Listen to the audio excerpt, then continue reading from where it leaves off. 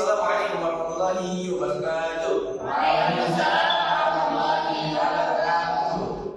Baik teman-teman sekalian, di sini kami dari kelompok 1 Psikologi Belajar akan memaparkan suatu presentasi yang berjudul Kesulitan Belajar dan Alternatif Mengatasinya. Nah, di sini kami beranggotakan 8 orang dengan saya Ahmad Tafidin Al-Munawar, lalu teman saya Omarudin Naja, Rizal Ajibullah, Fatihah Naja, Rizal Ajibullah, Mariana Sadia, dan satu lagi Niken Wahyu Tri Hidayat.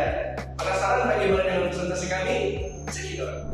Definisi kesulitan belajar. Kesulitan belajar. Apa itu kesulitan belajar? Kesulitan belajar merupakan suatu kondisi yang menimbulkan hambatan dalam proses belajar seseorang. Nah, hambatan itu membuat orang tersebut mengalami kegagalan atau kurang berhasil dalam mencapai sesuatu. Definisi lain menyebutkan bahwasanya kesulitan belajar merupakan suatu keadaan yang menyebabkan siswa tidak dapat belajar sebagaimana mestinya karena ada beberapa faktor yang menghambatnya. Ya, selanjutnya saya akan membahas mengenai aspek-aspek kesulitan belajar. Nah, aspek-aspek kesulitan belajar ini mempunyai 2 faktor, yaitu faktor internal dan faktor eksternal. Faktor internal ini mempunyai penyebabnya yaitu dari diri sendiri dan mempunyai yang meliputi faktor fisiologis dan faktor psikologis. Dengan contoh yaitu berupa minat, bakat, dan motivasi. Yang kedua ada faktor eksternal. Faktor eksternal ini penyebabnya yaitu dari segi aspek-aspek sosial dan non-sosial. Nah, contohnya dari aspek eksternal ini, faktor eksternal ini yaitu dari segi keluarga, terus dari segi sosial juga. Nah, selanjutnya menurut Smith, faktor aspek-aspek yang mempengaruhi kesulitan belajar itu ada metode mengajar dan belajar, emosional dan sosial, serta intelek, kemudian mental dari individu itu sendiri. Oke, selanjutnya yaitu sudut pandang psikologi perkembangan dari kesulitan belajar. Nah, dalam pola perkembangannya itu ada 2. Yang pertama pola perkembangan bersifat umum, kemudian yang kedua pola perkembangan bersifat personal. Selanjutnya yaitu 2 konsep yang perlu dipersiapkan, yang perlu diperhatikan. Yang pertama kelambatan kematangan belajar, kemudian yang kedua tahapan-tahapan dari perkembangan itu sendiri.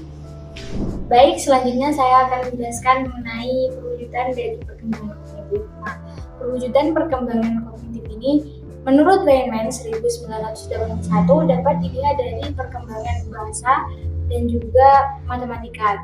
Sedangkan menurut tokoh dari perkembangan kognitif itu sendiri, Bapak Piaget, beliau sama sekali tidak pernah menerapkan perkembangan kognitif pada anak itu berdasarkan umur mereka gitu. Sedangkan menurut tokoh lain yaitu Ginsberg dan juga Oper, beliau menerapkan perkembangan kognitif itu berdasarkan umur. Tahapan-tahapan itu ada 4. Yang pertama ada tahapan sensori motor, yaitu pada usia 0 sampai 2 tahun. Terus selanjutnya ada tahap pra-operasional, itu pada usia 2 sampai 7 tahun. Dan yang ketiga ada tahap konkret operasional, itu pada usia 7 sampai 11 tahun. Dan yang terakhir tahap 4 itu ada formal operasional, yaitu pada usia 11 tahun. Berdasarkan beberapa anggapan dari tokoh-tokoh tersebut, maka dapat disimpulkan bahwa anggapan terhadap kematangan perkembangan kognitif seorang anak itu tidak bisa kita patok atau mengikuti anggapan-anggapan dari para tokoh tersebut gitu.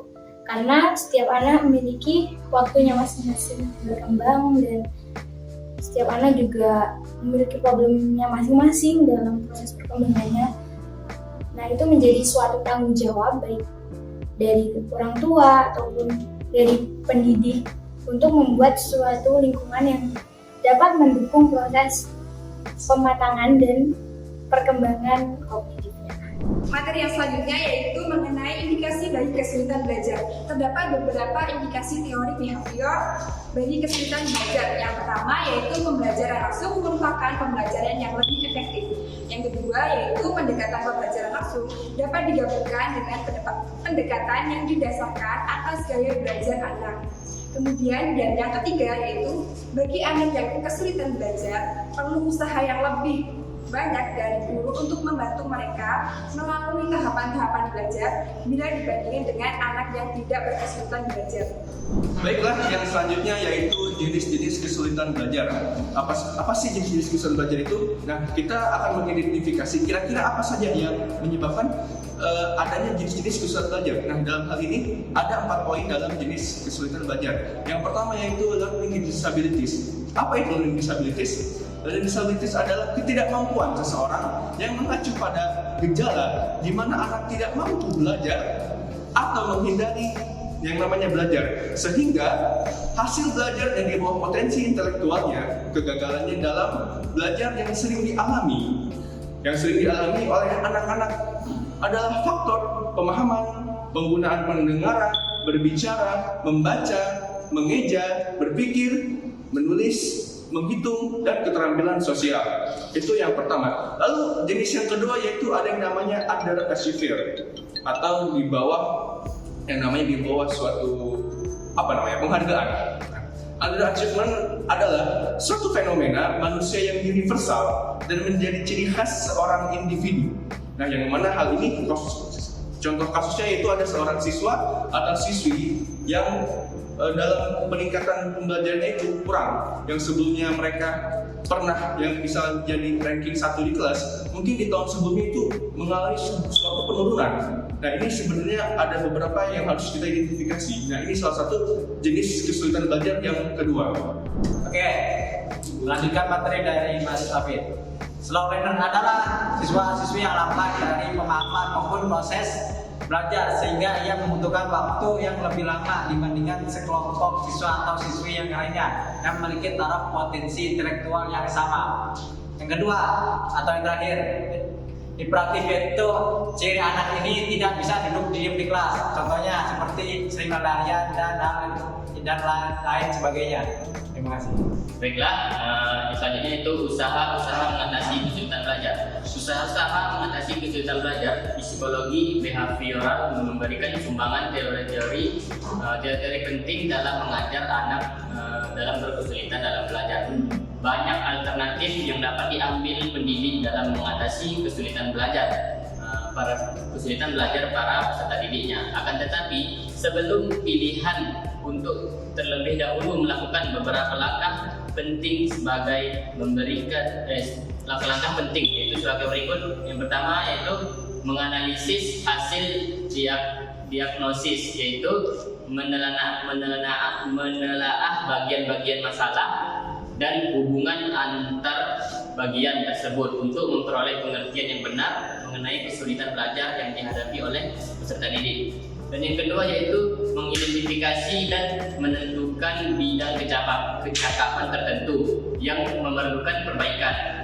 Berdasarkan hasil analisis tadi, guru diharapkan dapat menentukan bidang kecakapan tertentu yang dianggap bermasalah dan memerlukan perbaikan.